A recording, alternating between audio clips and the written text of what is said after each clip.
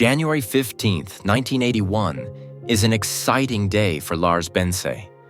The 7-year-old from Halle-Neustadt is going to the movies. He wants to see the film Thumbelina with his friends. It has snowed in Halle, and Lars has arranged to meet his friends after school. It promises to be a fun, carefree afternoon. But Lars never makes it to the cinema. Instead, he disappears and doesn't reappear until 2 weeks later. Death in a suitcase full of crossword puzzles.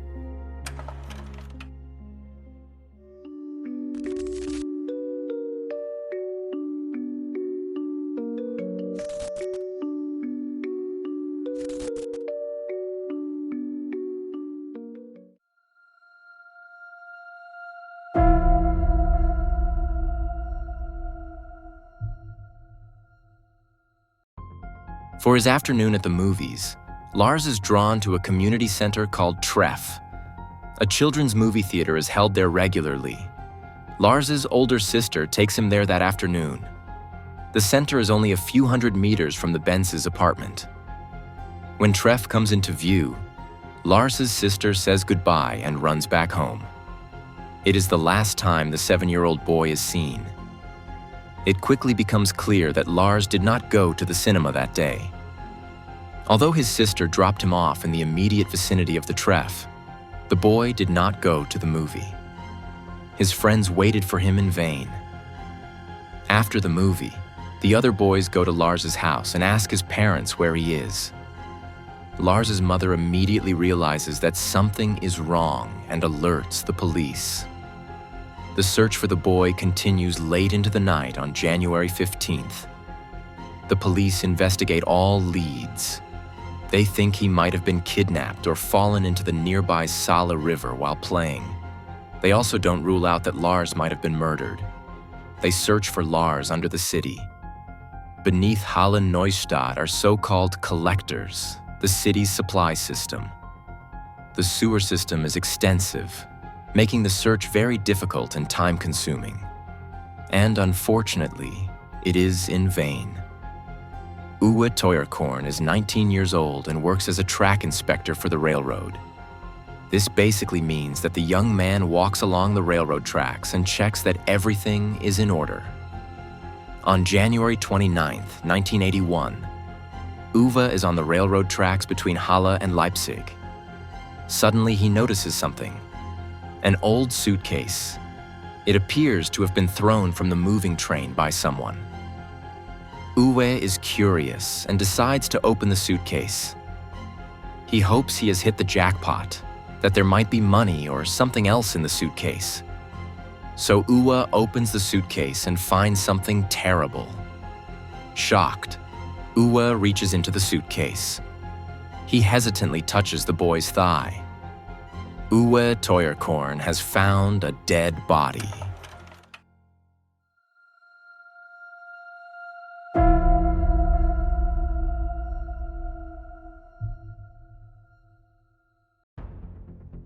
The body from the suitcase is taken to the forensic medicine department in Leipzig. The boy is identified as Lars Bense, who had been reported missing from Halle-Neustadt.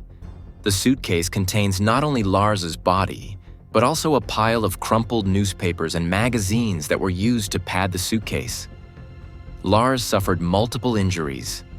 He had stab wounds to the chest and blunt force trauma to the head from an object that was unknown at the time. All of the newspapers found in the suitcase contain completed crossword puzzles. This means that the handwriting of Lars's alleged murderer has been found. Fingerprints can also be secured from the paper. The investigator in charge is confident and promises Lars's parents that the police will catch the killer, no matter how long it takes. The crossword puzzles become the key to the case. Because if the police find out who filled them in, they will be a big step closer to solving the case. The handwriting is very distinctive, so there is great hope that someone will recognize it. For example, there are breaks in the capital letters. This means that the writer put down the pen and then picked it up again to finish the letters. Initial expert analysis suggests that the handwriting belongs to a middle-aged woman. This also means that the person who wrote the crossword puzzles and the perpetrator are different people. Based on the autopsy results, it is assumed that Lars was killed for sexual reasons. Although women are sometimes the perpetrators in such cases, it is much less common. The police therefore assume that the author of the crossword puzzle is not a suspect, but rather a link between Lars and the perpetrator. But simply waiting and hoping is not enough.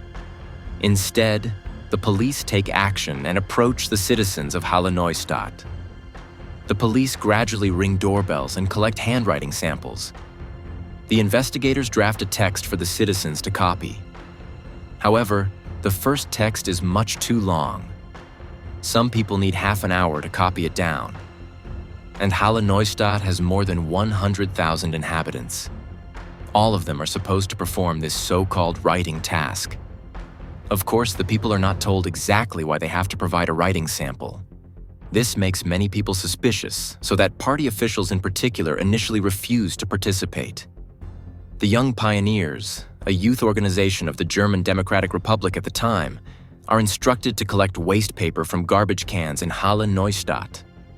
This is systematically sorted and searched by the police in the hope of finding a match with the handwriting of the crossword puzzles from the suitcase. A total of 60 tons of newspaper and completed crossword puzzles are pulled from the trash of Halle-Neustadt residents. In addition, more than 290,000 written applications submitted to the authorities are evaluated. At that time, of course, everything is done by hand, without computers. The measures are time-consuming and tedious, and unsuccessful.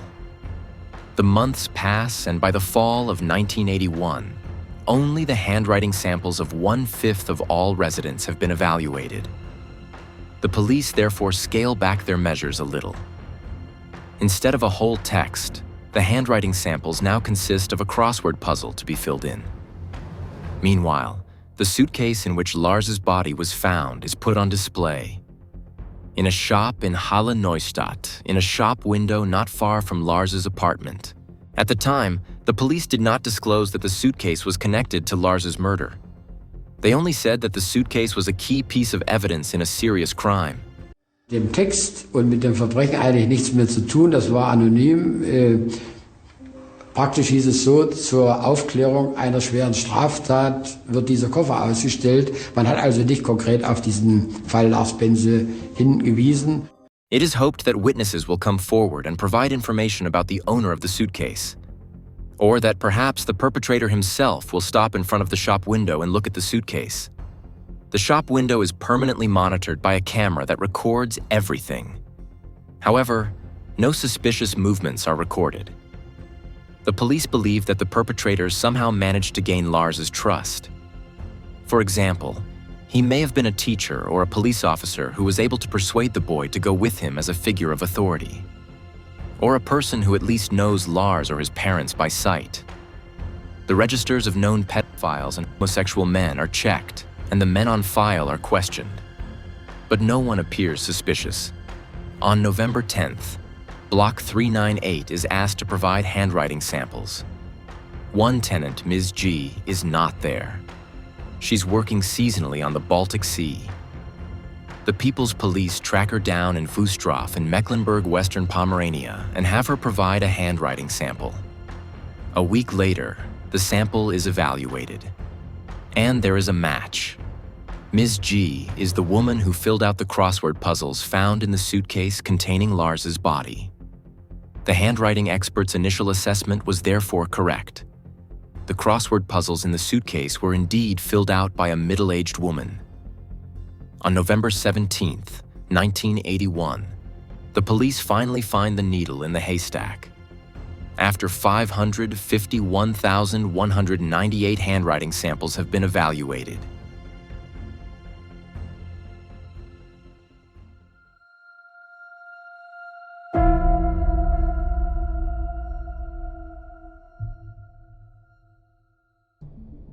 When Mrs. G is questioned by the police about the match, she is shocked and confused.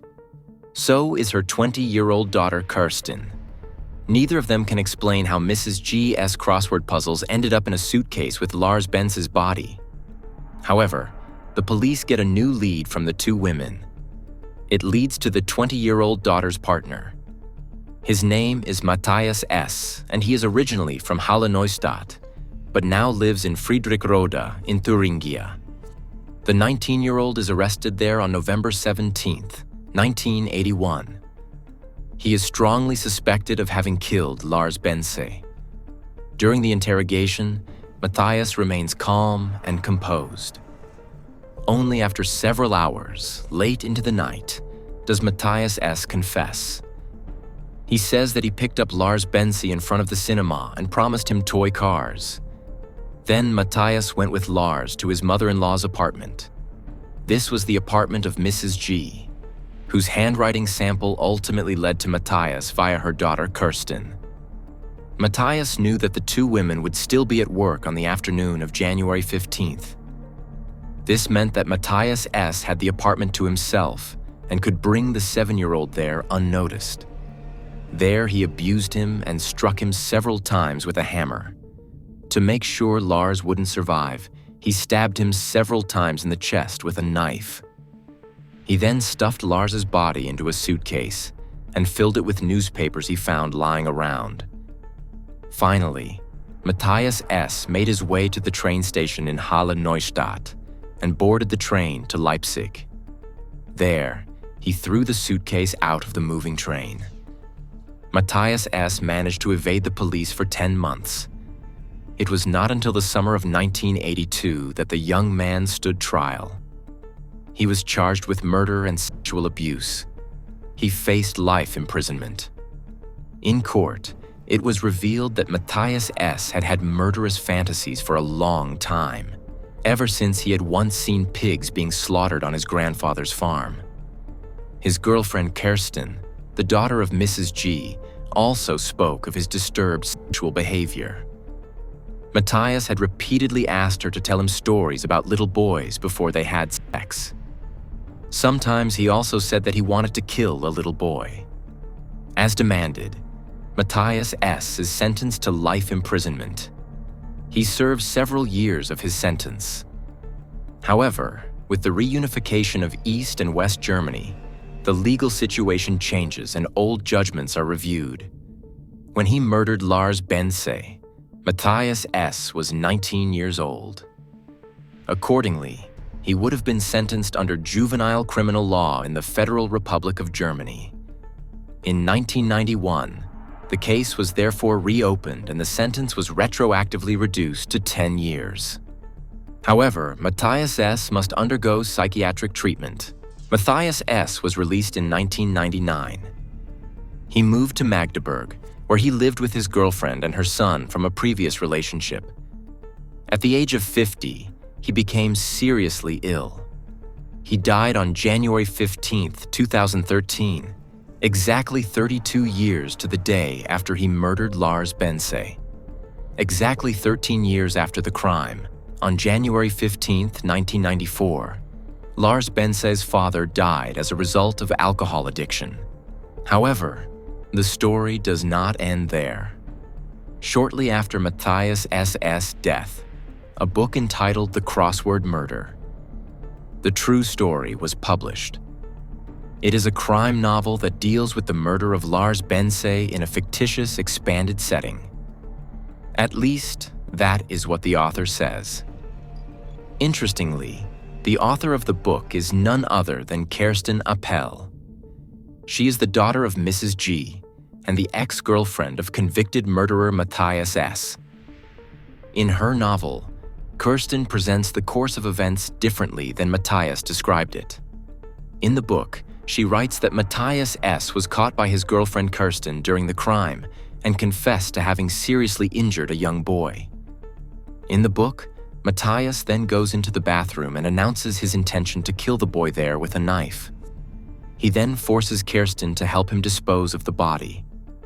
Furthermore, in the book she wrote herself, Kirsten is present when Matthias S. throws the suitcase containing the body out of the window of the moving train. In 2013, the public prosecutor's office initiates an investigation against Kirsten to examine possible complicity. According to Kirsten's description of the events in her novel, she would have been at least an accomplice in the murder of Lars Bense.